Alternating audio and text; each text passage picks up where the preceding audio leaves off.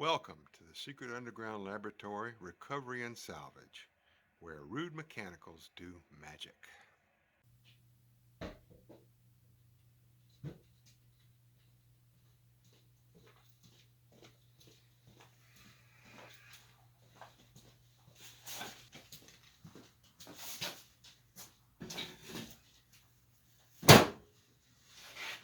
Hello, I'm Bronze Age, Director of the Secret Underground Laboratory, and today we're going to be repairing an old rocking chair.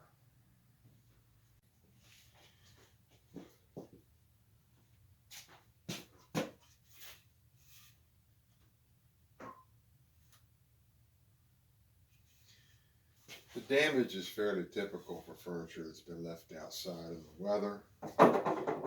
The rocker is rotted away, the bottoms of the feet, the tenons are completely gone, so we're going to have to rebuild these and reproduce these, which is where the first problem comes in, because the rockers are just about 1 3/4 inches wide, which means I can't make them out of standard 2x lumber, and I'm going to have to build up a slab that I can cut it from. So let's see what we've got on the lumber rack.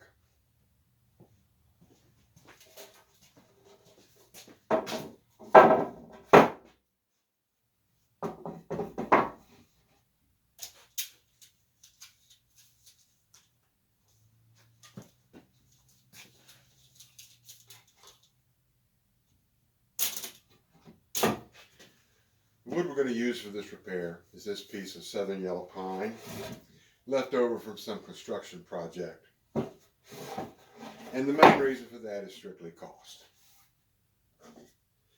The last rocking chair we repaired in the lab was made of walnut, and it was early American style, so they covered it over with cherry stain, which was kind of a shame.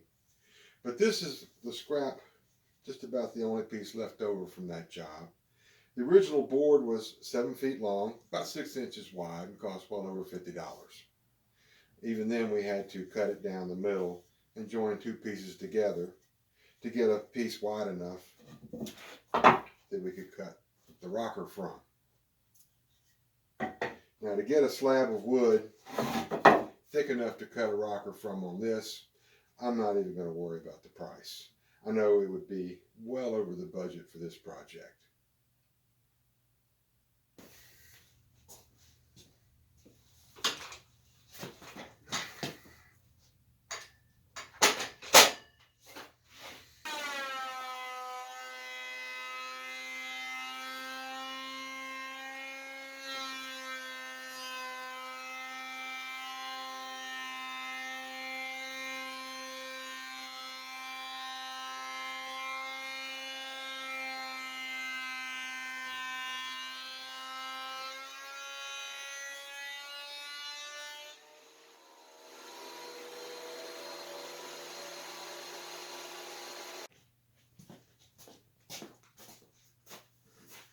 When all the heavy equipment in a shop is on casters, sweeping is a constant chore.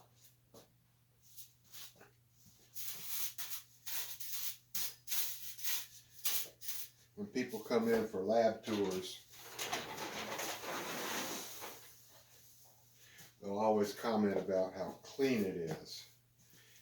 But then that's because they've come in between projects.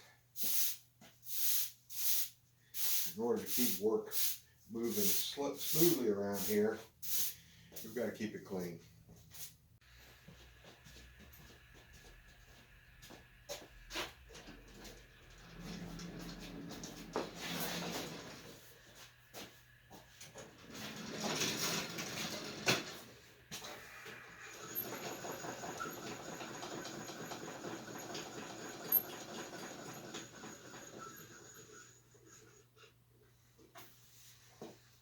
This is the part in all the woodworking videos where they say safety shields and guards have been removed for better camera viewing. I'm not going to say that because when this saw was new, There were no safety shields or guards.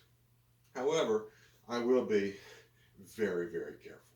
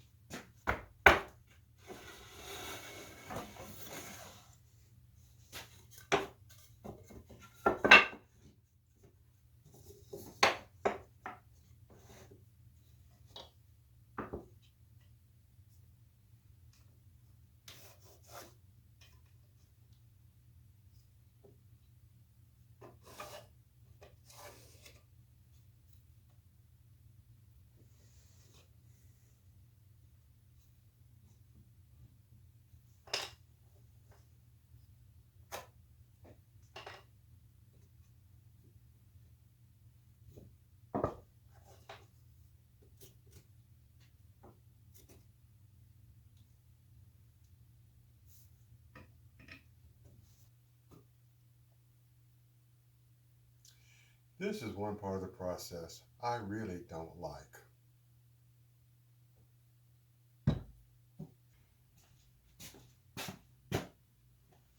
But still has to be done.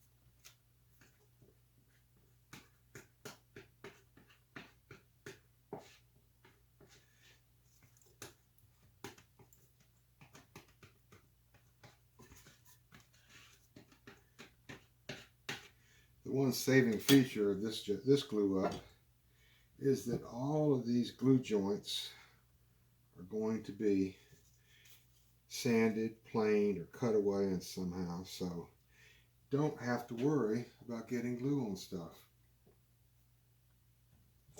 Just have to worry about getting enough and then getting it all clamped up straight.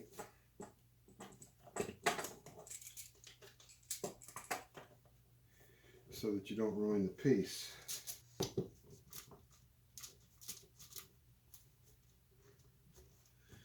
And once this is all together, just set it off to the side because there is a lot more work to do on this chair before the rockers go on.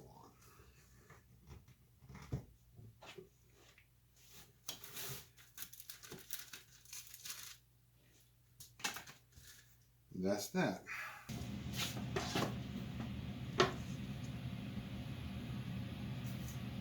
We don't have a heavy enough bandsaw in the lab to cut a piece of wood like this, at least not clean enough for a finished cut.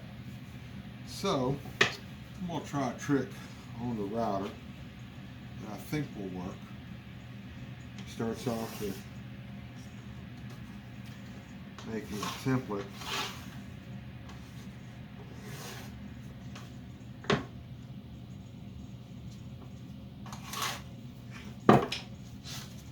Cut that out and use that as a guide for our router blade.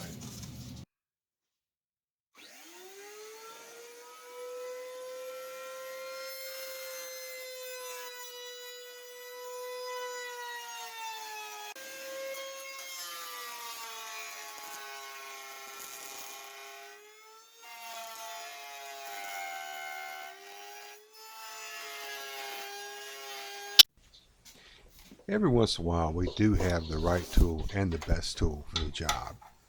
In this case, when it's time to change a router bit, we have a pair of wrenches that were actually designed and fabricated here in the lab. The bottom wrench fits down into the hole in the router plate and holds the router shaft in place, and the other wrench then loosens the collet, allows one-hand operation.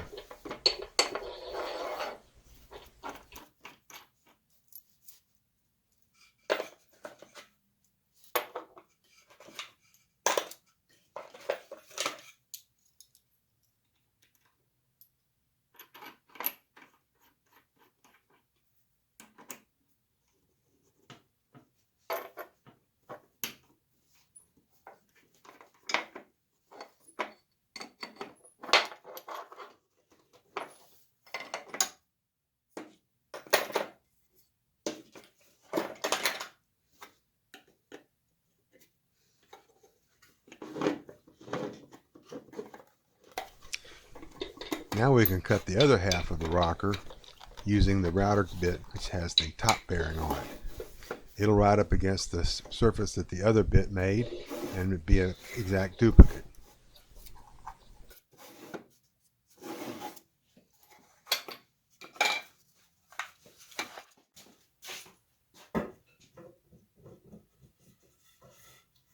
Well, this wraps up part 1 of Rocket Chair Rehab. In part 2, we'll be fixing the rest of the chair. So, thanks for watching.